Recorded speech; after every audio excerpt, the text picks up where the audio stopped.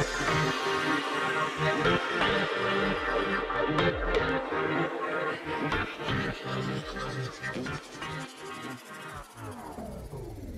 is Deepa Bhujbal, and you are listening to WXUT 88.3 FM. Today is Saturday, April 10th, and here is your weekly news update. These stories were researched and reported by student journalists at UT 10 News. Let's begin. COVID cases are on the rise and show no signs of stopping. This has become a major issue as doctors express their concerns regarding the state of Michigan.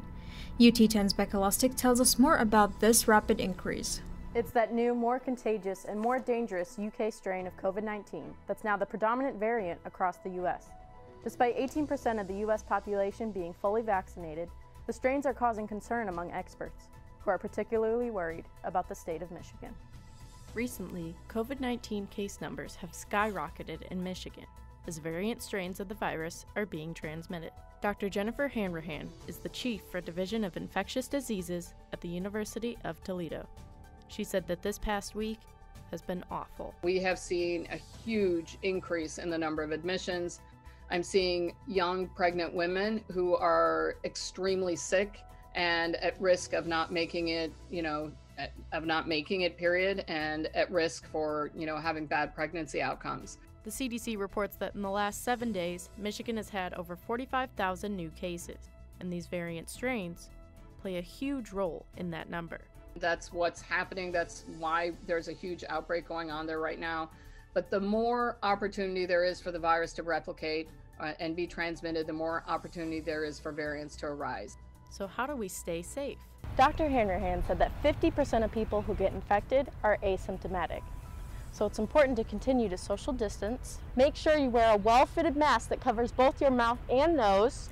And of course, get vaccinated. Vaccines are the only way that we're going to get out of this. I know, everybody is very upset about, having to isolate and not being able to see their friends. And it's difficult. There's no question. But it's much more difficult to see patient after patient dying in the hospital. Dr. Hanrahan implores people to get vaccinated. She says she's never heard adult patients crying, "I want my mommy," until recently. The vaccine takes 2 weeks following each dose for the body to produce antibodies that protect against infection. Getting vaccinated not only means a step toward public safety, but also a step toward normalcy. This could mean in the future you may be required to get vaccinated. A university in New Jersey will require its students to get vaccinated if they wish to return for in-person classes in the fall semester this year. However, it is unclear if employers or schools can make you take the shot against your will. Reporter Cassidy Pruitt talked to pharmacists to dig deeper. Some schools, such as Rutger, have made the vaccine a requirement in order for students to attend their in-person classes. Will other schools, such as Toledo, follow in their footsteps?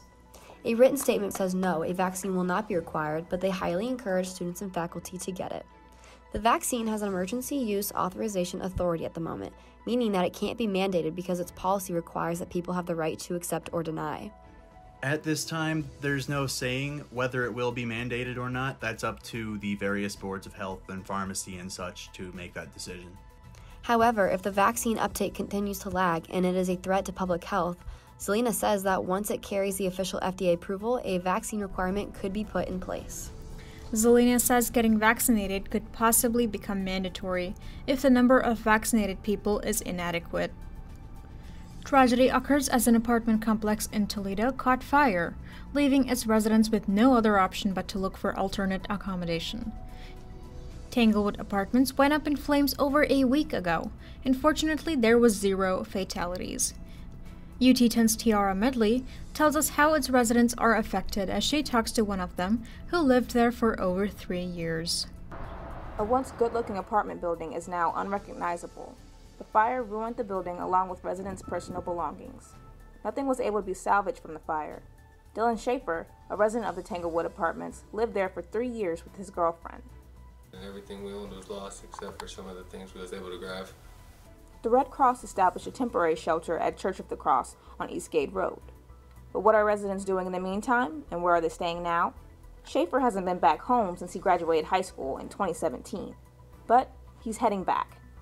I'll be staying with Mom in Fremont in a couple weeks, and my girlfriend will be staying to start the caseworker process and staying with her mom as well.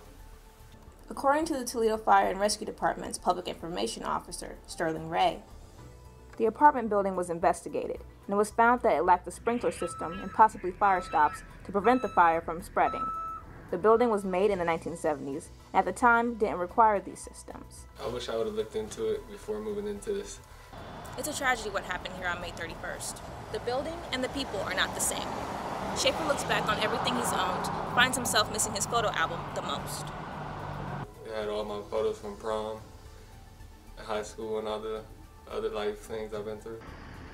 According to Toledo Fire and Rescue, the total loss from the fire cost $1,785,000, and the incident is currently under investigation. As it is time for road constructions again, you might want to leave extra early for work. Lane closures and delays should be expected, as UT10's Lexi Almaraz says that in the past, residential road construction averaged about $5.5 million a year, but after Issue 4 passed last fall, with the voters, increased to $20 million a year specifically for road repairs for the next 4 years. It's a huge focus of ours to make sure that we're doing as many streets possible, doing them right, and doing them in a way that shows all of you that, hey, we're getting this done right. Director Douglas Stevens says construction crews will redo 109 roads, averaging about 42 miles. If we're over on Middlesex, we may not go all 6 blocks of Middlesex. We may only do 3, and then we'll go to another street for 3 or 4 blocks. There will be a lot of construction on different roads this year, like here on Dorr Street, turning 4 lanes into 2. Stevens says to expect temporary disruptions on residential roads, like no available street-side parking. He says crews will communicate with residents to accommodate. The construction is expected to be completed sometime in October. For more information, go to ut10news.com. And moving on to sports, reporter Becca Lustig gives us an update about Rocket baseball and softball. Later, reporter Maya May tells us about a UT student who also happens to be a pro wrestler. Rocket softball played their home opener this weekend against the Northern Illinois Huskies and were able to win 3 of the 4 games in the series.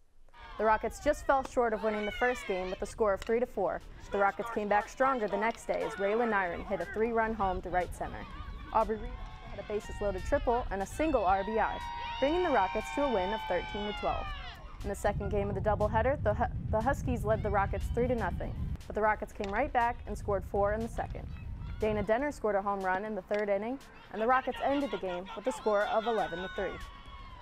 John Cena, Triple H, The Undertaker, and The Perminator, known as Sam Beal around campus, hopes to follow in the footsteps of pro wrestlers, and as UT10's Maya May shows us, he's well on his way. Sam Beal! UT senior Sam Beal began professionally wrestling in 2016. The powerhouse wrestler uses a mixture of agility and strength to outmatch his opponent. Beal is an independent wrestler, but has branched out into the next level of his career by performing for Impact. In the natural order of wrestling, WWE is top tier, and it may be the next step for Beal's journey. Everything that I do throughout my routine or my day, I am looking at the future of getting better in wrestling. On top of going to school full-time and working, the Perminator travels to a different city every weekend for matches. He currently holds 2 championship titles, one in Toledo and one in Pennsylvania. His coach, Trey Miguel, revealed highly anticipated news to UT10. Sam does return to Impact Wrestling, and he does get some more work in there, so that was really cool to do. And that's a testament to how much hard work he's put in here. He will be performing again for Impact within the next few weeks. Toledo softball will play a doubleheader against Ohio Bobcats today at 1 p.m. and tomorrow at noon.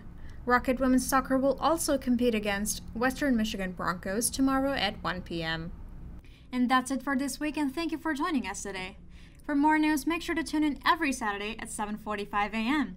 And you can catch UT10 live every Thursday at noon. For WXUT 88.3 FM, I'm Deepa Bhujbal. Have a great day.